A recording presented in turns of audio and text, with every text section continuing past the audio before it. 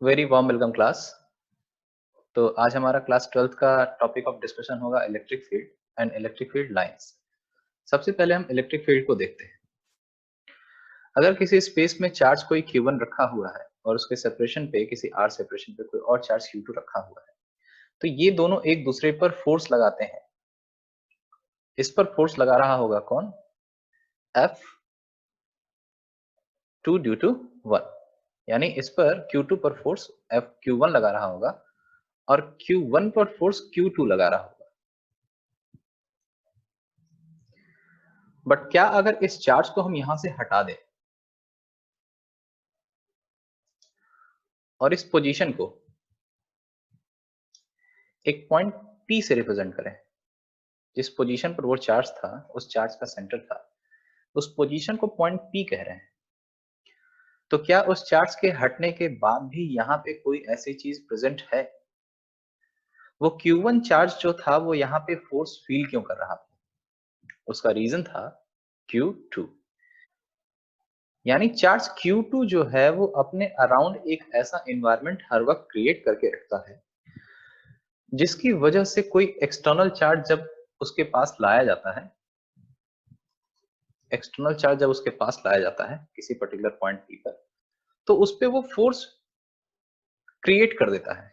वो एनवायरनमेंट जो है उस पर Q1 पर एक फोर्स क्रिएट कर देता है। अब ये अट्रैक्टिव या रिपल्सिव होगा, ये इन दोनों के नेचर पर डिपेंड करता है। साइंटिस्ट ने इसी फिनोमेनन को फील्ड कहा, यानी कोई चार्ज अपनी वजह से जो एक ऐसा एनवायरनमेंट क्रिएट करता है किसी भी पॉइंट P पर, जहां पे कोई एक्सटर्नल चार्ज अगर लेकर आया जाता है वहां पे, तो वो फोर्स फील करे। अब वो फोर्स कितना होगा, उसके लिए चार्ज को छोटा करना पड़ेगा। ये फोर्स है किसकी वजह से? चार्ज Q2 की वजह से। उस एनवायरनमेंट में इंडिविजुअल चार्ज जिसके फील्ड की हम बात करेंगे, वो फील्ड अराइज होगी सिर्फ और सिर्फ उसके खुद के चार्ज की वजह से। बट इंटरेस्टिंग चीज ये है कि ये चार्ज Q2 जो है वो अपनी फील्ड को ही फील नहीं करता है, यानी ये अपनी फील्ड की वजह से अपने ऊपर कोई फोर्स फील नहीं करेगा। ये एनवायरनमेंट में कहीं भी घूम सकता है, लेकिन अगर Q2 चार्ज किसी दूसरे चार्ज के फील्ड एरिया में चला गया, तो Q2 जो है वो उस चार्ज के फील्ड की वजह से फोर्स उस पॉइंट पर किसी सेपरेशन पर होने की वजह से फील करेगा। तो ये तो बात हो गई फील्ड की। अब फील्ड की डिफिनीशन क्या होगी? फील्ड किसी पॉइंट P पर जो प्रेजेंट किया जाता है वो होता है 1/4 pi epsilon not into Q by R square. अब अगर इसे वेक्टर के फॉर्म में रिप्रेजेंट करेंगे तो यहाँ पे क्या दे देना होगा हमको? एक यूनिट वेक्टर। अब ये यूनिट वेक्टर क्या बताएगा? यूनिट वेक्टर इस पॉइंट P पर डायरेक्शन ऑफ फील्ड बताएगा। अब डायरेक्शन ऑफ फील्ड को फाइंड आउट करने के लिए एक कन्वेंशन माना गया, साइंटिस्ट द्वारा एक कन्वेंशन माना गया। उन्होंने कहा कि किसी पॉइंट P पर अगर कोई पॉइंट यूनिट चार्ज लेकर आया जाए, यहाँ पे कोई एक यूनिट चार्ज, यानी मैग्नीट्यूड कितना हो? 1 हो, 1 कूलम्ब चार्ज। 1 कूलम्ब चार्ज अगर इस पॉइंट पर लेकर आया जाए, तो ये चार्ज Q इसको जिस तरफ भी इस पर फोर्स लगा रहा होगा, अगर ये पॉजिटिव होगा, क्योंकि हम पहले ही मान के चल रहे हैं कि ये कैसा चार्ज है? पॉजिटिव। इसी चार्ज को हम किस नाम से जानते हैं? Test charge. तो पॉजिटिव यूनिट चार्ज एक टेस्ट चार्ज इस पॉइंट P पर लेकर आते हैं। इस पॉइंट P पर लेकर आने के बाद से इसके ऊपर जो फोर्स Q लगाएगा अपनी फील्ड की वजह से, या Q की फील्ड की वजह से, ये पॉइंट चार्ज या यूनिट चार्ज या टेस्ट चार्ज जो फोर्स फील करेगा, तो उस पे एक मूवमेंट होगा किसी किसी डायरेक्शन में। वही डायरेक्शन क्या है? उस फील्ड की डायरेक्शन कहलाएगी। अगर इस Q की वजह से किसी पॉइंट P1 पर अगर हमें डायरेक्शन ऑफ फील्ड जाननी होगी, तो वो यूनिट टेस्ट चार्ज लेकर आएंगे, और अगर वो उससे दूर जा रहा होगा तो इसको हम कैसा चार्ज कहेंगे? पॉजिटिव चार्ज कहेंगे। और अगर यूनिट टेस्ट चार्ज इसकी ओर आ रहा होगा तो इसी Q को हम कैसा कहेंगे? नेगेटिव कहेंगे। यानी इलेक्ट्रिक फील्ड लाइंस, इस बात से हमें यह पता चलता है कि electric field line minus Q की ओर आती हुई कन्वेंशनली मान ली गई जब चार्ज कैसा होगा? नेगेटिव होगा। और दूर जाती हुई मान ली गई जब चार्ज कैसा होगा? पॉजिटिव होगा। यानी वो पॉजिटिव टेस्ट चार्ज जो है वो नेगेटिव चार्ज की फील्ड जब फील करेगा तो नेगेटिव चार्ज की ओर जाएगा, और जब पॉजिटिव चार्ज की फील्ड फील करेगा तो उससे दूर जाएगा। Opposite attract and similar ripple. वही उसका मोशन पाथ जो होता है वही किसी पर्टिकुलर पॉइंट P पर होने पर वहां पे जितना भी उसको मोशन मिला होगा वही क्या होता है? Field line direction. अब फील्ड कितनी होती है? जब हम यहाँ पे यूनिट चार्ज रखते हैं तो उसको फील होने वाला फोर्स ही क्या कहलाता है? फील्ड। यानी force at unit charge which is positive in nature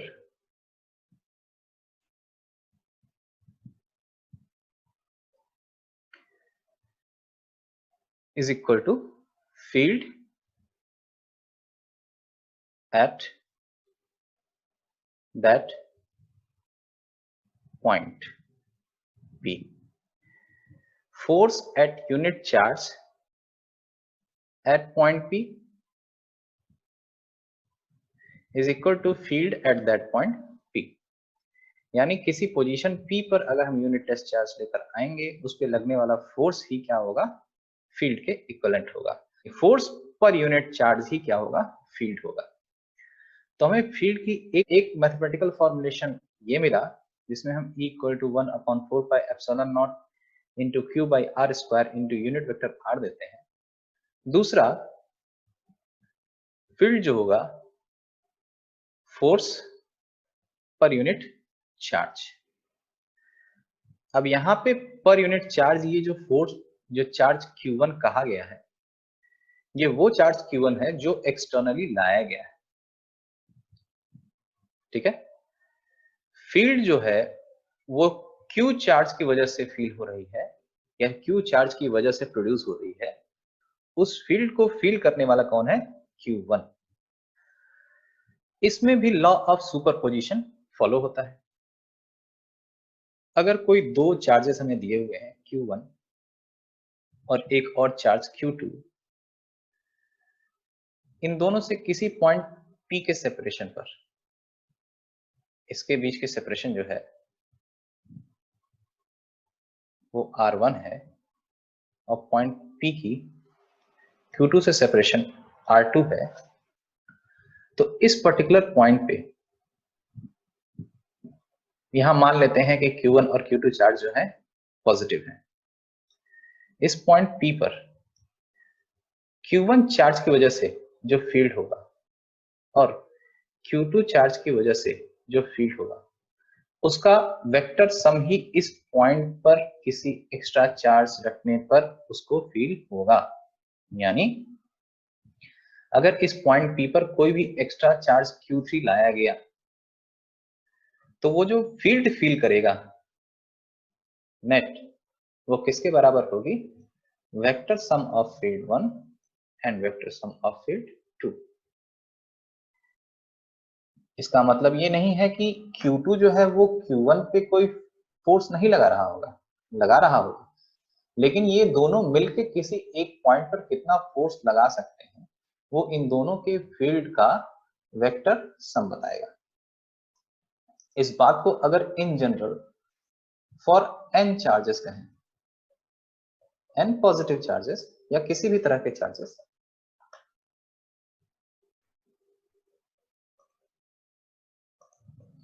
for n charges अगर बात करें तो नेट फील्ड किसी पर्टिकुलर पॉइंट P पर फील होने वाली क्या होगी? उन सभी चार्जेस की वजह से अराइज होने वाली इंडिविजुअल फील्ड्स के सम के बराबर होती है।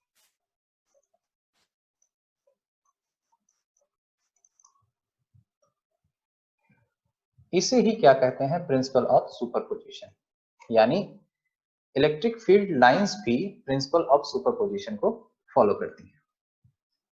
यहां पर अगर पॉइंट पी पर कोई एक एक्सटर्नल चार्ज क्यू लाया जाता है तो उस पर लगने वाला फोर्स कितना होगा, Q इंटू ई। क्योंकि अभी हमने थोड़ी देर पहले ही पढ़ा था कि फील्ड जो होता है वो फोर्स पर यूनिट चार्ज होता है, पर यूनिट एक्सटर्नल चार्ज।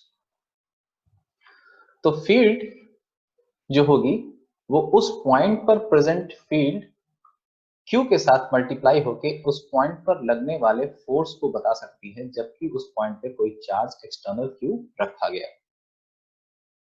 ठीक है, अब ये Q चार्ज जो है वो एक्सटर्नल चार्ज है।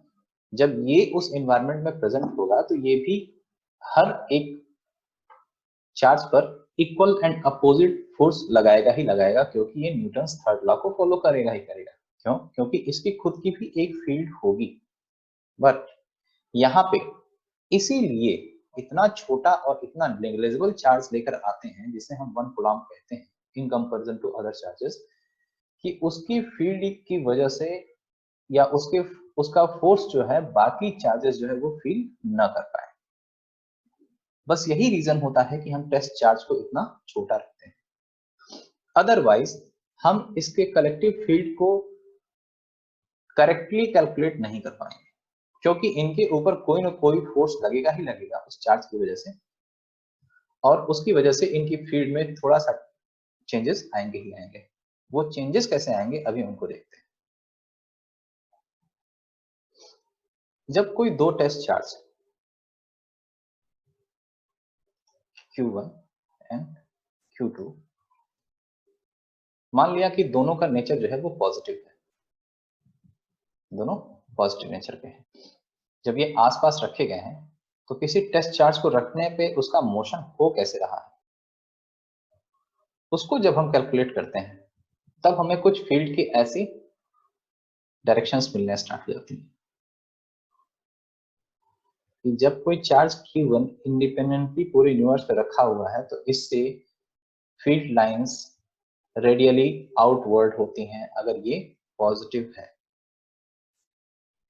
रेडियली आउटवर्ड मतलब कि अगर किसी भी लाइन को हम पीछे बैकवर्ड लेकर जाएं तो वो सेंटर से पास हो, ऐसी लाइन से क्या कहलाती हैं, रेडियल लाइन।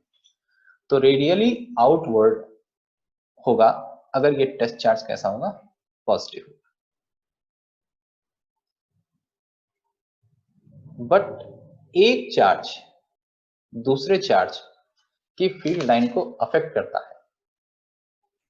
अगर इस तरह हम दो चार्जेस रखते हैं और उसके बाद से यहाँ पे कोई एक चार्ज रखते हैं, पॉइंट चार्ज P, तो वो पॉइंट चार्ज P जो है अब इस डायरेक्शन में मूव करेगा।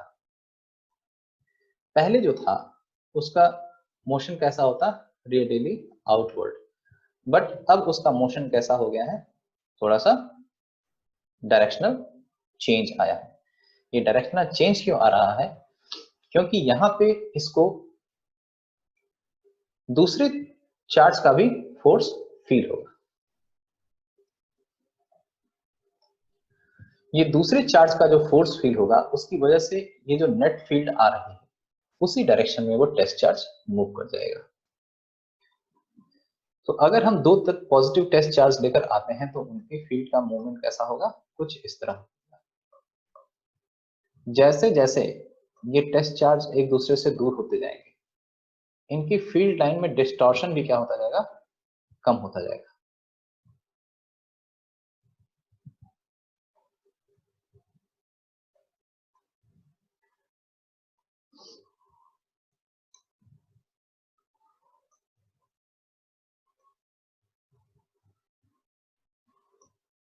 तो इस तरह का डिस्टॉर्शन भी इनके अंदर कम होता जाएगा जैसे जैसे ये डिस्टेंट ज्यादा होते जाएंगे। यानी दूसरे चार्ज की फील्ड जो है पहले के कंपैरिजन में वीक होती जा रही है। क्यों? क्योंकि सेपरेशन क्या हो रहा है, यहाँ पे बढ़ता जा रहा है। एक का सेपरेशन बढ़ता जा रहा है और दूसरे का सेपरेशन कम है। अगर इन फील्ड लाइंस को बहुत दूर ले जाते हैं तो कुछ दूरी पर जाने के बाद से लगभग सीधी हो जाती है।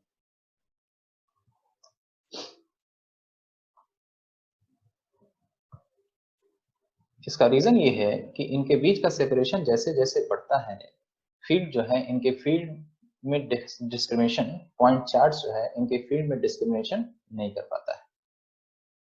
वहीं अगर एक पॉजिटिव चार्ज और एक नेगेटिव चार्ज लेते हैं तो हम ये जानते हैं कि पॉजिटिव चार्ज की वजह से मोशन दूर होगा और नेगेटिव चार्ज की वजह से मोशन नेगेटिव चार्ज की ओर होगा। यानी फील्ड लाइंस जो हैं क्यू से रेडियली आउटवर्ड होंगी जब वो इंडिपेंडेंटली इस स्पेस में रखा होगा, और माइनस Q2 की तरफ रेडियली इनवर्ड होंगी जब वो अकेले इस यूनिवर्स में रखा होगा, इस स्पेस में रखा होगा। लेकिन अभी क्या हो रहा है कि ये दोनों फील्ड लाइन आपस में कनेक्ट हो जाएंगे। क्यों?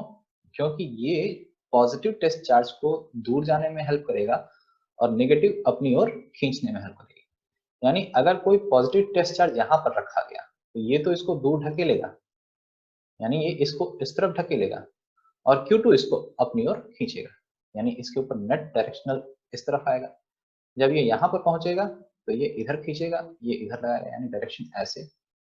इस पॉइंट पे ये अपनी ओर खींचेगा, ये इसको ऐसे ढकेलेगा, डायरेक्शन ऐसे। यानी इसका अगर इस तरह के सभी मूवमेंट को कनेक्ट किया जाए तो ये लाइंस कैसी जाती हुई फील होंगी, इस तरह।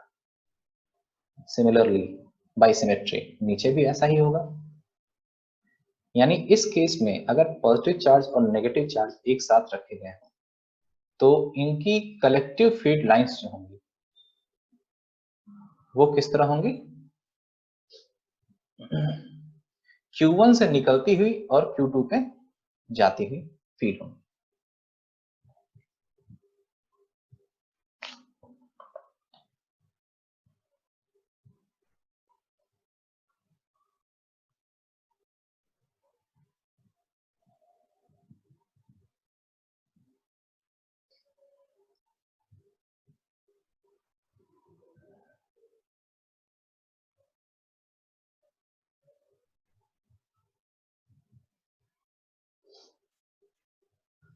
यानी किसी डिस्टेंस पे कोई ऐसा पॉइंट हो सकता है जहां पे इन दोनों की वजह से कोई फील्ड न मिले।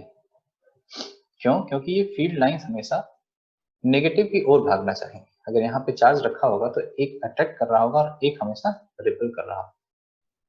तो ये अट्रैक्शन और रिपल्सन इसको किसी न किसी नेट डायरेक्शन में इस तरह मोशन दे रहा होगा। तो अब हम एक एग्जांपल लेते हैं इलेक्ट्रिक फील्ड का। एनसीईआरटी में जैसे एग्जांपल नंबर 1.9 लिया हुआ है, इसमें 2 point charges Q1 and Q2 of magnitude plus 10⁻⁸ coulomb के दिए हुए हैं और -10⁸ कूलम के दिए हुए हैं। हम इनको in general plus Q and minus Q मान लेंगे और इनके बीच का सेपरेशन दे रखा है 0.1 m। इसको हम R से रिप्लेस कर देंगे, चार्ज वैल्यू को plus Q and minus Q कह देंगे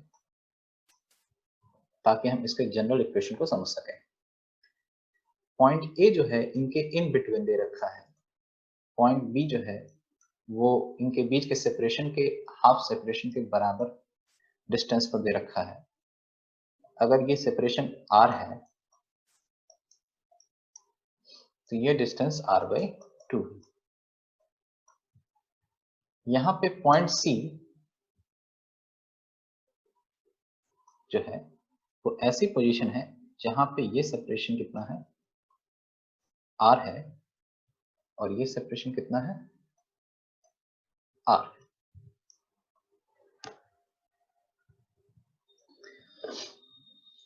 हमारे पास Q की वैल्यू जो है वो 1 × 10⁻⁸ कूलम दी हुई है plus Q, and minus Q की जो वैल्यू दी हुई है वो -1 × 10⁻⁸ 8 कूलम।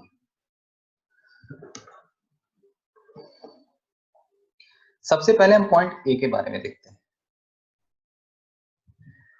पॉइंट ए के बारे में बात करें तो पॉइंट ए की पोजीशन प्लस क्यू से कितनी है, r/2 डिस्टेंस पर है। और इस पॉइंट पर क्योंकि ये पॉजिटिव चार्ज है तो इसकी वजह से फील्ड जो होगी वो उससे दूर होगी, यानी E due to plus Q जो होगी उसकी डायरेक्शन इस तरह से हम दिखा सकते हैं, उससे दूर जाती हुई। दूसरा, अगर माइनस क्यू की बात की जाए तो माइनस क्यू की वजह से इस पोजीशन पे जो डायरेक्शन होगी वो उसकी ओर ही होगी, यानी फील्ड ऑफ माइनस क्यू। अगर दोनों को देखें, यानी पॉइंट ए को हम स्पेस में एक जगह ले जाकर देखें तो यहाँ पे एक प्लस क्यू की वजह से फील्ड मिल रही है और दूसरी माइनस क्यू की वजह से फील्ड मिल रही है। इन दोनों के अगर मैग्नीट्यूड को देखें, यहाँ पे अगर हम net field at point A निकालते हैं तो वो कितना आएगा, sum of field due to plus charge Q and sum of field due to minus Q charge. अब इन दोनों की डायरेक्शन तो सेम है तो हम क्या कर सकते हैं, इनको सीधे ऐड कर सकते हैं, डायरेक्ट ऐड कर सकते हैं। अगर ये चार्ज सेम नहीं होते तो इनके बीच के एंगल का सिग्निफिकेंस होता।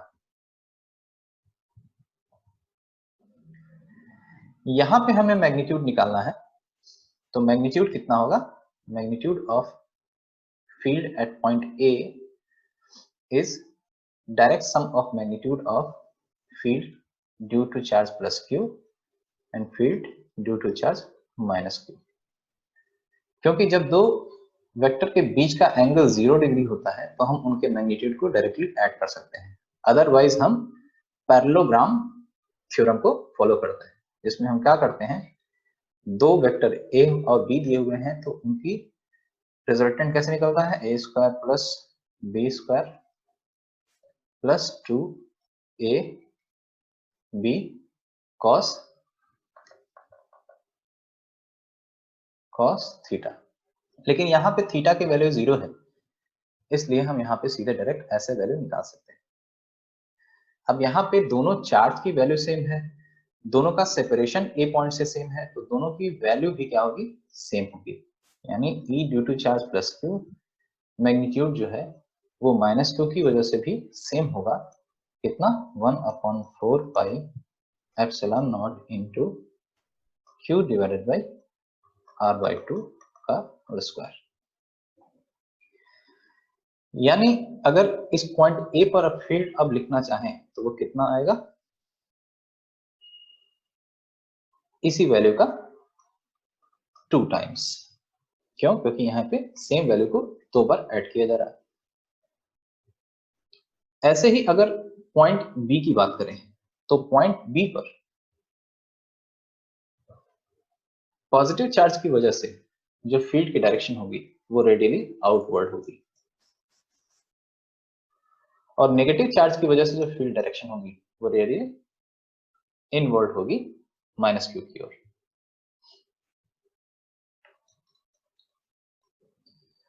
अब इन दोनों के बीच का एंगल कितना है, 180 डिग्री। इस केस में जब हम दो वेक्टर का रिजल्टेंट निकालते हैं तो वो कितना होता है, उन दोनों के मैग्नीट्यूड का डिफरेंस।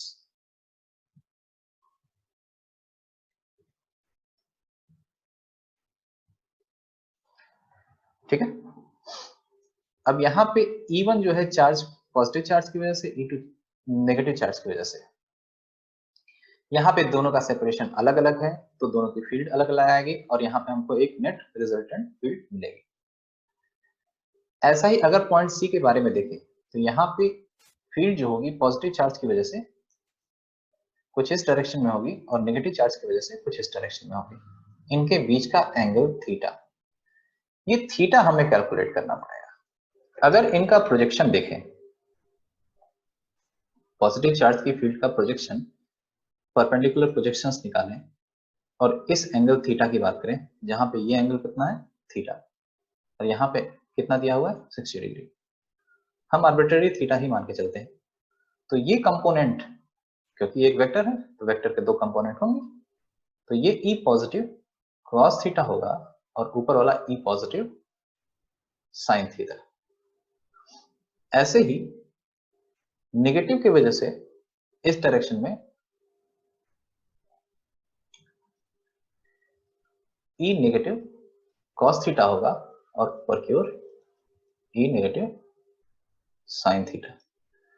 ये ई नेगेटिव cos थीटा, ई पॉजिटिव cos थीटा, ये दोनों इक्वल होंगे और अपोजिट डायरेक्शन में होंगे, तो ये एक दूसरे को कैंसिल आउट कर देंगे। क्यों? क्योंकि दोनों के बीच का सेपरेशन भी सेम है और दोनों का मैग्नीट्यूड भी सेम है। यानी इस पॉइंट C पर जो हमें नेट फील्ड मिलेगी 2 times of E sine theta. तो यहां तक हम फील्ड के बारे में लगभग सारी बातें कर चुके हैं। नेक्स्ट टर्म पे हम फ्लक्स और गॉसियन लॉ के बारे में बात करेंगे। Thank you.